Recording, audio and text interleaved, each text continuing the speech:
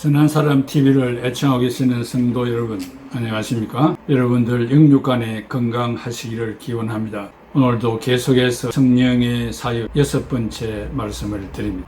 성령을 받았지만 연약한 인간의 모습을 성경과 또 우리 자신을 대조하면서 생각해 보겠습니다. 예수님을 따랐던 제자들도 성령을 받았지만 인간의 연약성 때문에 죄를 범한 경우들입니다. 특별히 베드로는 맹세하면서 주님을 3번 모른다고 부인한 사건입니다. 예수님의 제자가 되었다는 것은 성령을 받았다는 것이며 죄사함을 받고 구원을 받았다는 사실입니다. 구약의 엘리야의 경우 성령을 받은 자로서 바알과 아세라 선지자 850대 1의 갈멜산 위에서 자기가 믿는 신의 살아계심을 입증하는 내기와 같은 사건들 속에서 850명을 제압하고 승리의 계가를 불러 그네들을 기손 시내가로 데려가서 다 물에 밀어넣어 수장을 시키고 말았던 것입니다. 하나님 살아계심을 입증한 사실을 여러분들이 너무나 잘 알고 계십니다.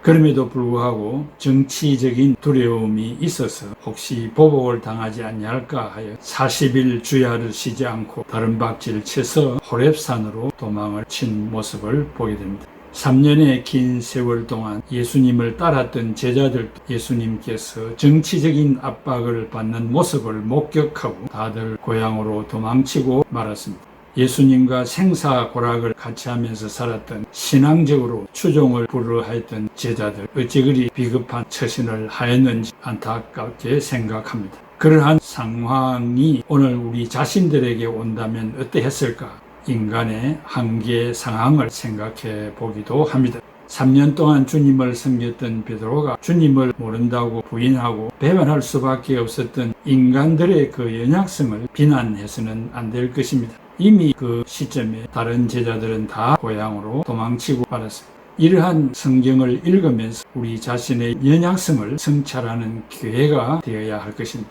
사랑하는 성도 여러분, 만약 내가 베드로였다면 어떻게 했을까? 명상에 잠겨보는 시간은 어떨까요? 베드로는 예수님을 메시아로 알고 따랐던 때에 스승 예수님이 체포되어 죽음의 위기에 처해지자 베드로는 심한 실망과 허탈감에 빠졌던 것입니다. 또한 제자로서의 신변의 위험 때문에 두려움에 빠졌을 것입니다. 그러던 중 대제사장의 여종 하나가 자신을 알아보고 나사렛 예수와 함께 있던 자 도당 한 패거리라고 말하자 베드로는 곧바로 맹세하며 부인하고 말았습니다. 베드로는 수제자로서 생명을 걸고 예수를 따르겠다고 장담한 자로서 신변의 위협이 오자 비겁하게 예수를 배반해 버렸던 것입니다. 그 현실을 깊이 통찰해 보면 누가 베드로의 배신 행위를 비난할 수 있겠습니까? 베드로는 땅 위의 모든 것을 다 포기하고 부모 형제를 떠나 스승 예수님을 따랐던 수제자로서 이제 스승마저 잃어버릴 상황에 이른 것입니다. 설상가상으로 자신의 생명까지 잃을 수 있는 순간이 닥쳐왔습니다. 이렇게 위험한 상황에서 신의와 정의와 믿음을 지킨다는 것은 결코 쉬운 일이 아닐 것입니다. 성도 여러분들도 그리스도 안에서 성령을 받았고 교회 생활을 잘하고 있고 중직을 받았지만 공산주의자나 일제강점기 같은 위기 상황이 닥쳐온다면 믿음을 지킬 수 있었겠습니까? 베드로처럼 시험에 넘어질 수 있는 존재임을 부인할 수 없을 것입니다. 그러므로 예수를 배신한 베드로에게 실로 안타까운 연민을 금할 수가 없습니다. 마태복음 26장 34절에 예수님께서 닭이 울기 전에 네가 3번 나를 부인할 것이라 라고 했습니다. 이런 말씀을 상기했다면 닭 우는 소리를 듣고 자신의 상황을 인식하지 못했을까 한번 생각해 보기도 합니다. 또한 한 여종이 예수와 함께는 사람이 아니냐는 질문에 나는 네가 말하는 것이 무엇인지 알지도 못하고 깨닫지도 못한다고 강력하게 부인했습니다. 그렇다면 나는 황금 앞에서 아니면 권력 앞에서 주님을 부인한 일이 없습니까? 혹시 내가 신자임을 숨긴 일은 없습니까? 이것과 베드로의 경우와 무엇이 다르겠습니까? 우리가 베드로를 비난할 수 없는 것은 사람이 성령을 받았지만 100% 재성이 없는 것은 아니며 조금씩 성화의 단계에 있으면서 이런저런 경우를 당하고 성화되어져 가는 것입니다. 하나님은 예수 그리스도를 통하여 나의 죄를 용서해 주셨음에도 불구하고 완전 무죄를 요구하시지 아니하십니다. 왜냐하면 원죄와 자범죄로 인하여 살아가는 인생에 있어서는 완전 무결은 불가능하기 때문입니다. 다른 말은 몰라도 주님을 모른다는 말은 절대 하는 게 아닌데 그나마 닭 울음소리와 함께 주님께서 하신 말씀이 기억이 나서 다행히도 회개의 눈물을 흘려서 재기의 희망을 찾았습니다. 이것이 성령을 받은 증거일 것입니다. 우리가 혹간 연약해서 주님이 섭섭한 일을 행했을 때 그래도 성령 받은 자이기 때문에 지극히 잘못됨을 깨닫고 눈물로 하나님 앞에 나와서 회개하는 그 자체가 성령을 받은 증거라고 할 수 있습니다. 또 그러한 한 단계를 지나갈 때 우리는 조금씩 더 성숙하고 성장하게 되는 것입니다. 우리의 선배들 중에 일제강점기에 순교와 폭정에도 두려워하지 않고 목숨 걸고 신사참배를 거부한 선배들의 용기를 기억합니다. 마태복음 26장 70절에 베드로가 모든 사람 앞에서 부인하였다고 했습니다. 베드로는 두 번째 닭 울기 전까지 깨닫지 못했다고 성경을 읽을 때 발견하게 됩니다. 마태복음 26장 73절에 조금 후에 곁에 섰던 사람들이 나와 베드로에게 이르되 너도 진실로 그 도당이라 네 말소리가 너를 표명한다 하거늘 했습니다. 도당은 사람들이 때를 이룬 한 그룹을 일컫는 말입니다. 도당이라는 그 말 자체에 예수님과 제자들의 모임이 불의한 모임이라는 뉘앙스를 담고 있습니다. 궁지에 몰린 베드로는 자신의 신변에 대한 공포와 두려움으로 자기의 정체를 정확히 알고 있는 사람들 앞에서 부인을 하고 말았습니다. 여기에 부인하더라, he denied him. 헬라 원문에는 호데이 헤이네이사토 그런 동사를 썼습니다. 이것은 미완료 과거형으로서 계속해서 몇 번이고 부인하는 베드로의 비겁한 모습을 잘 알게 해줍니다. 마태복음 26장 72절에서도 맹세하고 swear 또 부인 deny 하여 그러한 표현과 더불어 내가 그 사람을 알지 못하노라 라고 하면서 부인의 그 내용까지 말을 하고 있습니다. 무엇을 맹세하고 부인했습니까? 내가 예수를 알지 못한다 라고 했습니다. 베드로는 겁에 질려 예수님을 철저히 부인하고 있음을 알 수 있습니다. 세 번째 추궁이 이어지는데 여기에서는 베드로의 말투가 갈릴리 지방의 특유한 억양을 가지고 있었기 때문에 갈릴리 사람이라는 말을 듣게 되었을 것으로 추정이 됩니다. 그러나 베드로가 저주하며 맹세하되 나는 너희가 말하는 이 사람을 알지 못하노라 라고 했습니다.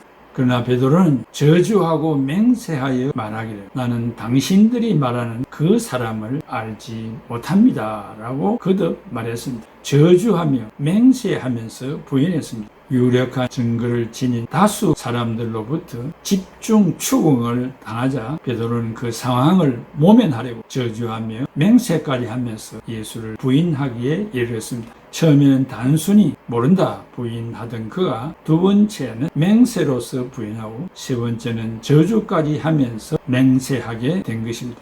그렇다면 본문에서 베드로의 저주 대상은 과연 누구입니까? 한글 개역 성경으로 보면 마치 예수님을 향해서 저주하면서 말한 것 같은 느낌을 보게 됩니다. 그러나 저주하다 curse는 헬라어 카타데마티제인인데 그 원형은 카타데마티조입니다. 이 뜻은 상대방을 저주하는 것을 일컫는 단어가 아니라 자신의 말이 진실이 아니라면 자신에게 저주가 떨어져도 좋다는 것을 일컫는 일종의 자기 저주적 맹세를 나타내는 단어이기도 합니다.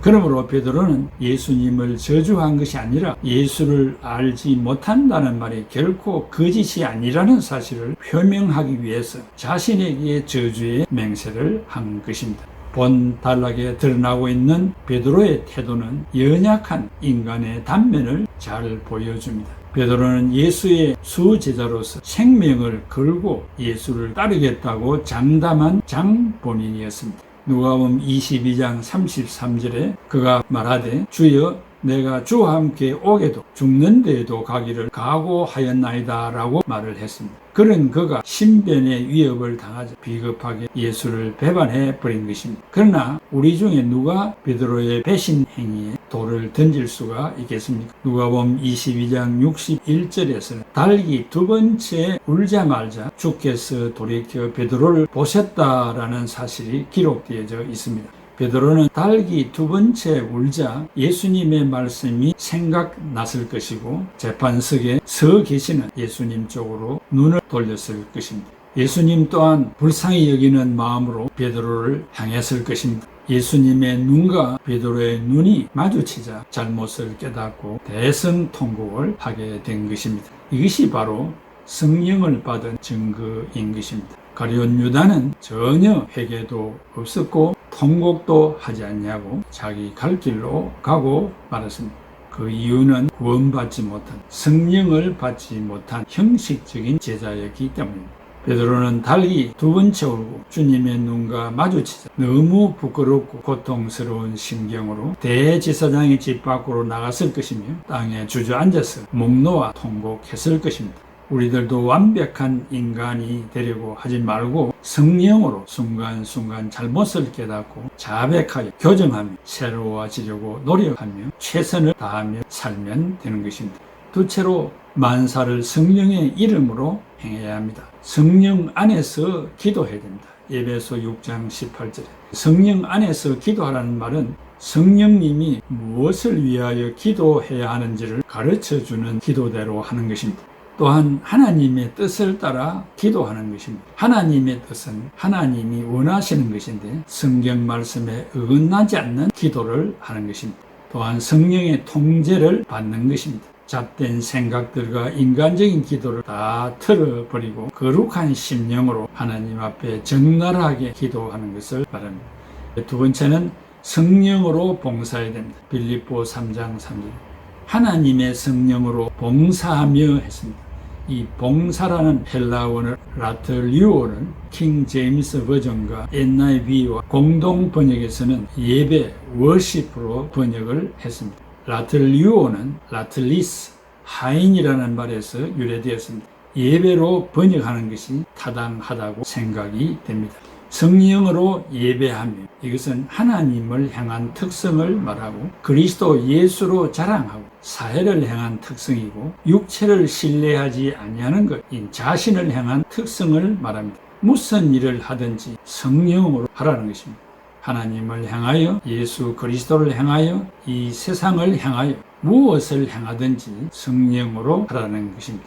셋째, 성령으로 전도와 선교를 해야 됩니다. 사도행전 1장 8절, 고린도전서 2장 4절.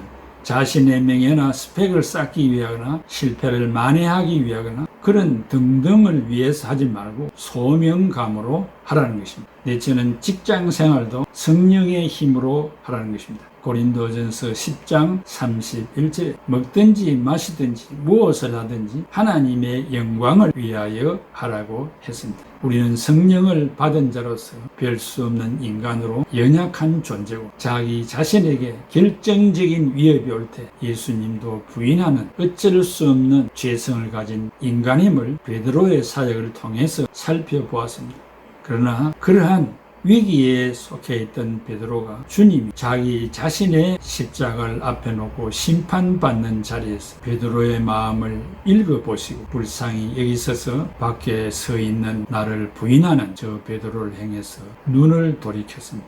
베드로를 향하여 바라보신 주님, 강한 성령의 역사로 시리에 빠져있던 베드로가 눈을 들어 서 계시는 예수님을 바라보았을 때 눈과 눈이 마주쳐서 모든 잘못을 깨닫고 대성통곡하며 회개하고 새 사람이 되어서 복음을 전하다가 거꾸로 십자가에 못 박혀 죽는 순교의 제물이 되었습니다.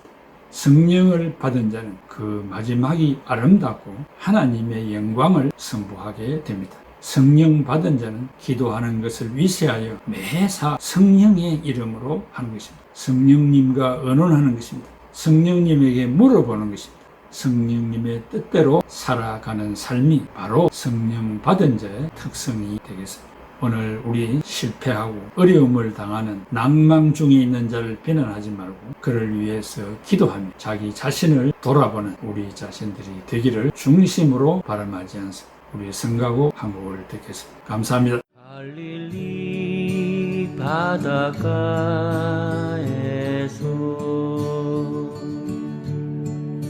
주님은 시몬에게 물으셨네. 사랑하는 시몬아, 넌 날 사랑하느냐? 오 주님, 당신만이 아십니다. 사마리아 우물가에서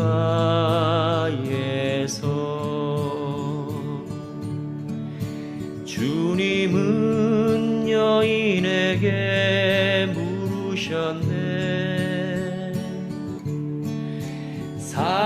사랑하는 여인아, 넌 날 사랑하느냐?